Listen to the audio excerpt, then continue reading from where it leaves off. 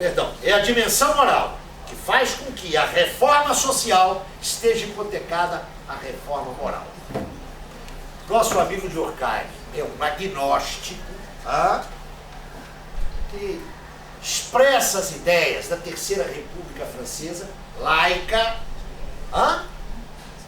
E se agora eu mudo o foco, eu vou para Roma. Contemporâneo do nosso amigo Durkheim. Leão XIII. Para nós, assistentes sociais, figura importantíssima. É com a Rerum Novarum que o laicato católico se mobiliza para a ação social. Ou melhor, se mobiliza num novo patamar. Se a gente lê a Rerum Novarum, a gente vai ter a mesmíssima expressão da posição durkheimiana. Claro, o registro é diferente, não é? Durkheim é um positivista. Sob Leão XIII, através do cardeal Mercier, lembre-se de Louvaina, o neotomismo será amplamente revitalizado. Então, o quadro epistemológico é inteiramente diferente, não é? Tomás de Aquino e seus leitores posteriores são incompatíveis com o positivismo. Eu preciso deixar isso claro. Entretanto, se a gente lê a análise de Leão XIII sobre a questão social, que marca um salto na postura da igreja, o que nós vamos encontrar? Como Leão XIII é legatário daquela tradição que vem lá do Concílio de Nicéia, anticapitalista. A Igreja Católica é anticapitalista. Isso não quer dizer que ela seja socialista, muito menos. Atenção! Por que Weber escreveu a ética protestante, devia ser calvinista e espírito catalino? Porque enquanto a igreja defendia o justo lucro, condenava a usura, Calvino disse, não, meus senhores, aqui embaixo o reino é disso mesmo. Então, ele tem a tradição de quê? Reino de Sé. Aí ainda há uma forte naturalização. É que vai dizer o nosso amigo Leão XIII contra os falsos profetas. Leia-se anarquistas, socialistas e comunistas. Assim como na natureza, olha a identificação direta. A sociedade é composta de membros superiores e membros inferiores. O organismo tem os pés, tem as mãos, tem a cabeça. Naturalização direta. Com isso se justifica a desigualdade. O que a gente tem que fazer é reduzir essa desigualdade. Mas Leão XIII não é um naturalizador. Não pode ser. Onde é que ele vai encontrar o ponto de ruptura? O que nos distingue da natureza? A graça. A possibilidade da graça. O que em Durkheim é moral, em Leão XIII é fé. Essa distinção é importantíssima, assim como a distinção epistemológica. Mas ambos se juntam em quê? Na medida em que a especificidade, o ponto de corte com a natureza, é absolutamente ideal, ou é moral, ou é fé, a mesma coisa dirá o pensador confessional como Leão XIII. É preciso uma reforma social, mas o seu pressuposto é uma reforma moral. Cristianismo renovado e positivismo laico se dão as mãos. Notem, os supostos epistemológicos são inteiramente diferentes. A resultante para a ação social é absolutamente a mesma. Reforma social, equacionar a questão social sem romper com a propriedade privada dos meios de produção, sem romper com o regime do salariato, sem romper com o capital. Olha o caráter conservador. Mas atenção, o suposto é a reforma moral. O casamento perfeito, não é? Entre um e outro. Mas isso é porque o nosso amigo Durkheim era um mal intencionado que estava sendo pago pelos capitalistas da Terceira República para dizer isso? Ou porque o Papa era um safadão que queria enganar as massas? Evidente que não. Eu estou dando o exemplo de dois pensadores. Atenção, Leão XIII foi um intelectual. Não foi o Papa que redigiu bula para ele, não. Dois pensadores honestos, subjetivamente honestos.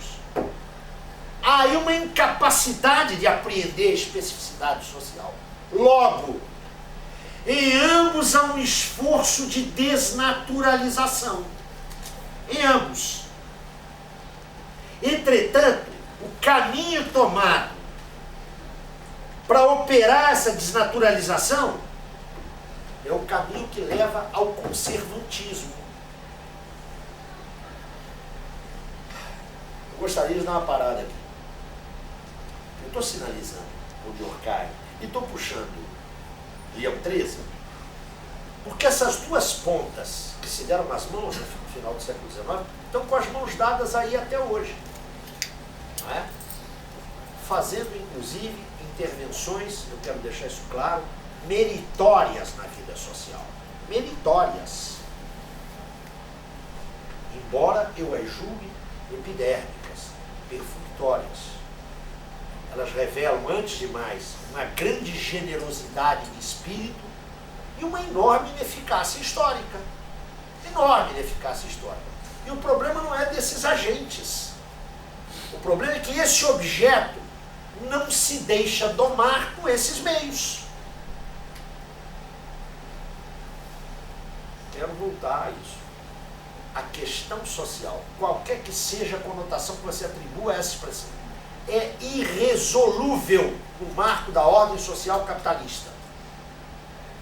Se 2 séculos de ação social não nos bastam para esclarecer a experiência, eu não sei o que... Deixe-me abrir um parênteses aqui. Algumas pessoas do meu convívio acadêmico sabem disso. Eu fui chamado, eu não sei bem porquê, para abrir até sei, a Conferência Estadual de Assistência Social do Estado do Rio de Janeiro, por um convite da governadora do Estado. Devo lhes dizer que eu não participo de órgãos governamentais, não ganho dinheiro com assessoria, não sou assessor de ninguém. Por que a Rosinha me chamou? Porque ela queria bater no Lula. Só por isso. Né? Nós nos conhecemos bem. Eu recebi o convite da secretária dela e disse, olha, eu vou lá para dar paulada no governo. E ela discretamente me disse, é isso mesmo que o senhor deve fazer. Me dá uma tribuna, eu estou me marimbando para o interesse de quem me chamou. Eu vou lá, mato político. Resolvi fazer uma brincadeira. Sabem o que eu fiz? Eu peguei a obra do Engels, a situação da classe trabalhadora na Inglaterra. Vocês sabem que é uma edição muito precária aqui no Brasil, até prefaciada comigo. Está saindo agora, já fazer um comercial.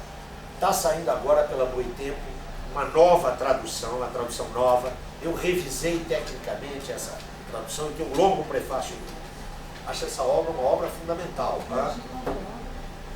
A situação da classe trabalhadora na Inglaterra. Escreveu quando tinha 25 anos, tá? E não teve bolsa nem do CNPq nem da CAPES. Eu abri lá páginas tantas, onde o Engels faz uma descrição num domingo, quando os trabalhadores não estavam nas fábricas, de uma larga avenida de Manchester. Ele diz, olha, nessa avenida tem um cara que está vendendo pirulito, outro que está vendendo fósforo, uma família de aleijados que está pedindo dinheiro, uma descrição muito viva para o jovem Engels. Engels escrevia muito bem. Eu peguei uma página inteira, cheguei, abri a governadora lá, aquelas coisas todas bonitas que vocês imaginam, eu fui arrumadinho, né? Eu não fui de terno porque não tem, mas sentei lá, me deram, eu queria abrir aqui, trazendo para vocês uma descrição das nossas metrópoles. E li o texto. Que silêncio, eu acabei de ler, vocês não acham que essa é uma bela descrição do Rio de Janeiro, de São Paulo. Claro, mas escuta, abram lá o livro, vocês vão ver. Né? Sobretudo dos pedintes. A descrição dos pedintes é uma coisa impressionante. É a mesma forma que as pessoas têm hoje de pedir. Algumas agressivamente, outras expondo. É só passar aqui no centro de São Paulo, vocês vão ver isso ali, um viaduto chá. Isso daí não é trato de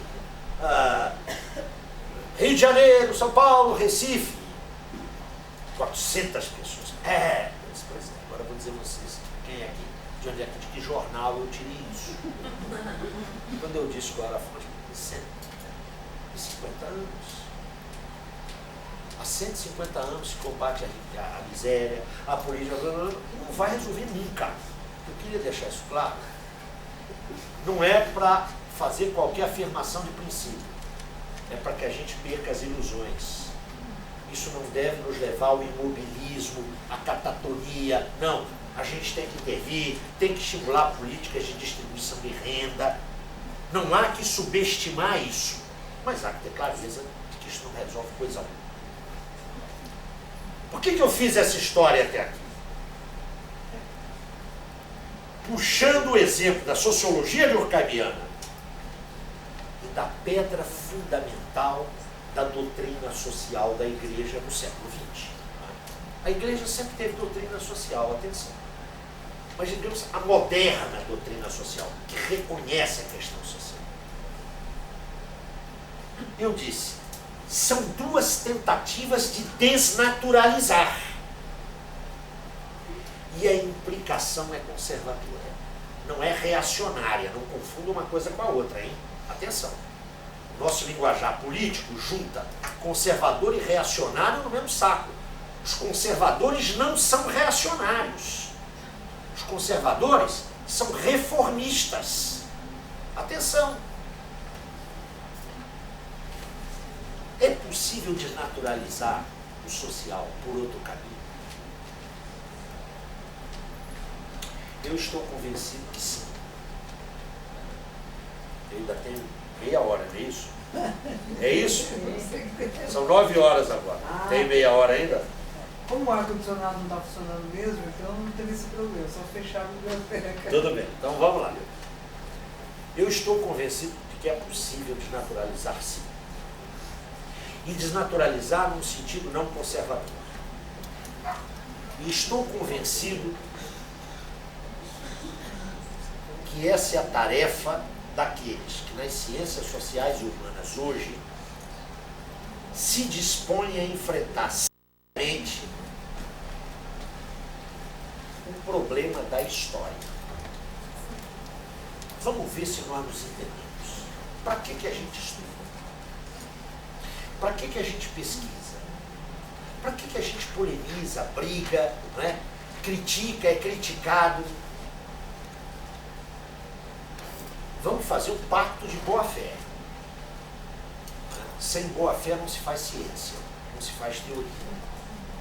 Eu tenho que partir da premissa que o meu crítico, que o meu antagonista, que o meu adversário, no domínio da teoria, tem boa-fé. E, portanto, eu posso aprender com ele. E, portanto, ele pode estar certo. Essa é a premissa do diálogo científico. Se isso aí funciona ou não, é outra conversa, não é? Só os habermasianos acreditam piamente na igualdade de poder dos enunciadores. Não é o meu caso. Mas eu estou convencido que frequentemente na universidade nós esquecemos porque estudamos. O que a gente estuda? Por que a gente pesquisa? Por que a gente dá aula onde, atenção, transmite conhecimento, não é? Nós somos legatários de uma cultura e temos que transmiti-la. Eu sou radicalmente contra aquelas ideias de que é ensinar a aprender. Não, tem que ensinar conteúdo, sim. Mas por que a gente faz isso? Na universidade, todos nós aqui somos universitários, a gente frequentemente se esquece disso.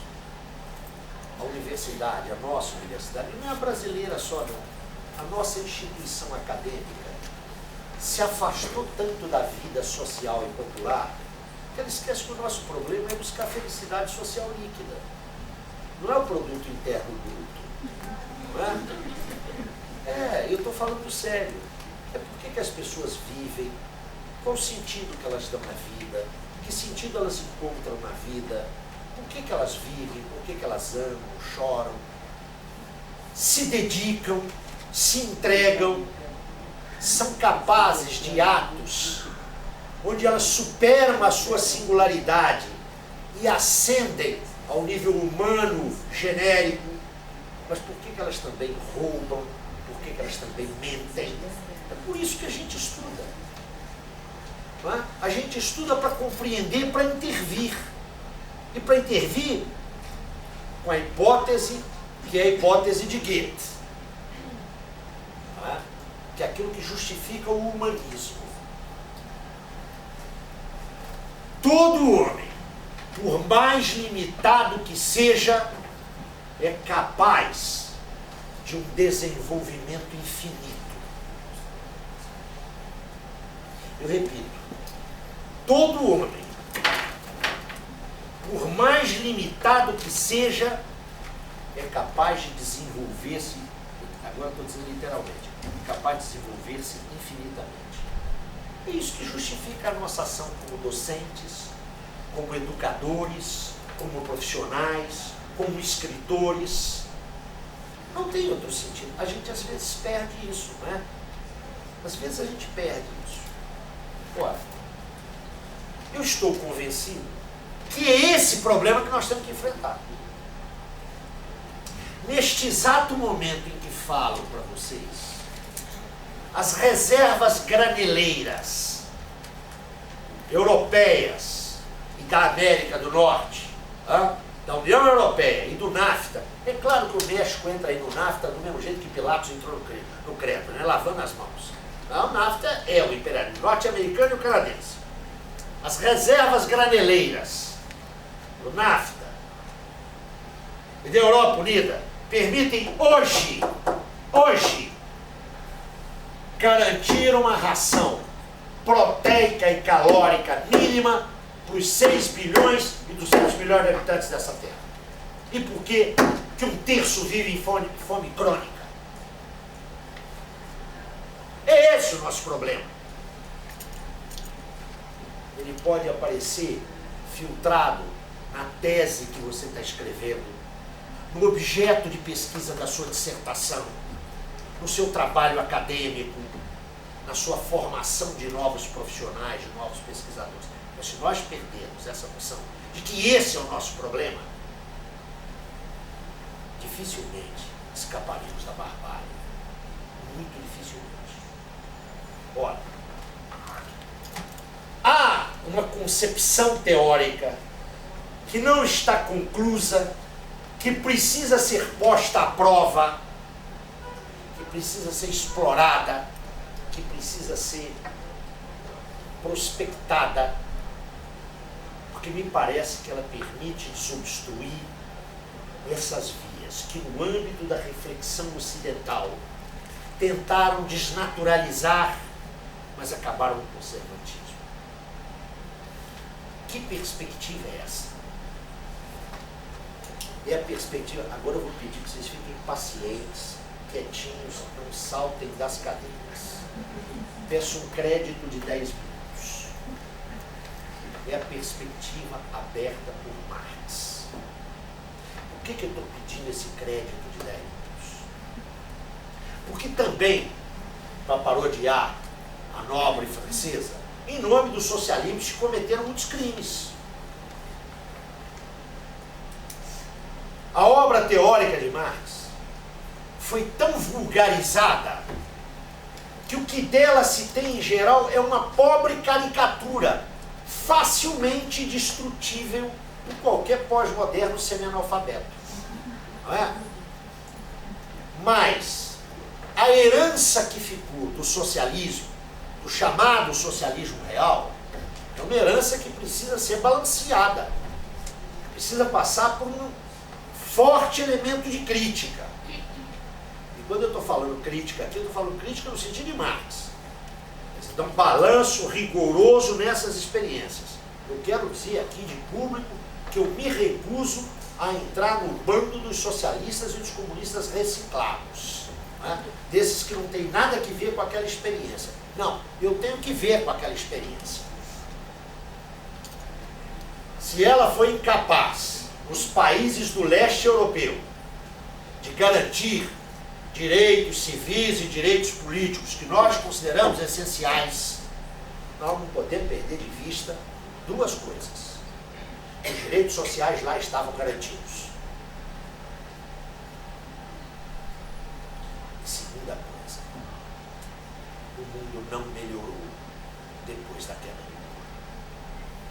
Só os idiotas e os mal intencionados é que sustentam isso. Eu me lembro dos corredores dessa instituição, a qual eu fui professor e a qual eu me sinto profundamente ligado, né, a PUC me deu um trabalho quando eu voltei do exílio.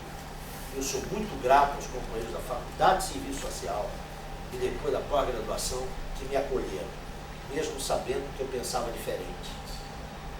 Eu me lembro aqui em 82, né, o PT nascendo, aquelas meninas riponga com aqueles vestidos hindu, né, gritando 1, 2, 3 mil, abaixo a ditadura na Polônia e no Brasil. Me lembro de debates aqui na sala 333, onde eu fui várias vezes apupado, né, vaiado. Enquanto comunista tem uma pele grossa, né, onde Neguinho dizia: Cuba é uma maravilha, mas a União Soviética é um horror. Como se Cuba pudesse existir do jeito que existia sem a União Soviética. Né? Como se os processos de liquidação dos impérios coloniais tardios na África e na Ásia pudessem ter sido realizados sem o apoio da União Soviética. Como se a guerra do Vietnã, a guerra de agressão brutal que o imperialismo norte-americano implementou contra o pobre povo vietnamita, pudesse ter sido ganho sem a solidariedade promovida pela União Soviética. É só comparar o Vietnã com o Iraque hoje. Né? É bom agora, né? Não tem mais a Guerra Fria, né? Eu não estou fazendo aqui uma defesa dos crimes que foram cometidos em nome do socialismo. É preciso criticá-los e até o fundo. Mas é preciso analisar com mais seriedade, com mais responsabilidade, essa experiência que mobilizou milhões e milhões de homens ao longo do século XX. E por que eu estou dizendo isso? Porque se colou Marx ao horror do Gulag. Se Marx fosse responsável por aquilo. Marx não é o pai do comunismo. Marx é um teórico do capitalismo. O que Marx falou sobre o comunismo não ocupa 1/100º da sua obra. Eu disse para vocês ficarem calmos, porque eu estou convencido, e isso é uma hipótese de trabalho, para mim não é uma hipótese, mas eu a ofereço aqui como hipótese de trabalho, que está em Marx a única alternativa teórica. É claro que daí decorrem implicações políticas, é óbvio, ninguém aqui nessa sala é anjo, não é? Mas eu quero tratá-la do ponto de vista teórico. A única alternativa de desnaturalização, tanto no sentido daquela primeira naturalização, lembram-se? Equalização direta com a natureza, quanto daquela segunda mais sofisticada, que deshistoriciza a sociedade. Onde é que está essa possibilidade? Está quando Marx, retomando nisso, ele não é o primeiro, né? Ele retoma uma problemática que vem do debate dos jovens hegelianos. Ele não inventa isso. O que ele faz é dar consequência e estrutura teórica a essa ideia. Quando Marx pensa o homem e, portanto, a sociabilidade e, portanto, o ser social como um ser da praxis. O que significa isso? Para ser curto e grosso, né? Porque também, no jargão da esquerda, certas palavras viram mágica, né? O homem é o ser da praxis. Eu me explico o que é, vocês também não me perguntam e a gente sai. Não, vamos lá. Ser da praxis significa que o homem é um ser prático e social. Tradução disso. O homem é um produto histórico autocriado. Essa ideia também não foi Marx o primeiro a sacar isso, né? Essa ideia aparece lá na Fenomenologia de Hegel, obra que quem quiser compreender a aventura humana tem que ler. Uma obra que foi publicada em 1807. Só que em Hegel, essa aventura está reduzida a uma aventura espiritual. Marx dirá que através daquilo que é a expressão modelar da praxis, que é o trabalho, o homem se constituiu como tal. Então, atenção, há uma distinção entre trabalho e praxis. Vamos ver se, sem citar Marx, mas indo diretamente a ele, pela mediação daquele pensador que trouxe isso à colação do século XX, eu me refiro a Lukács, e não Lukács qualquer, é o Lukács lá da Ontologia do Ser Social, né, obra da sua maturidade. O que aconteceu na história? Aliás, título do belíssimo livro de um arqueólogo, um antropólogo australiano, Gordon Chai, não é?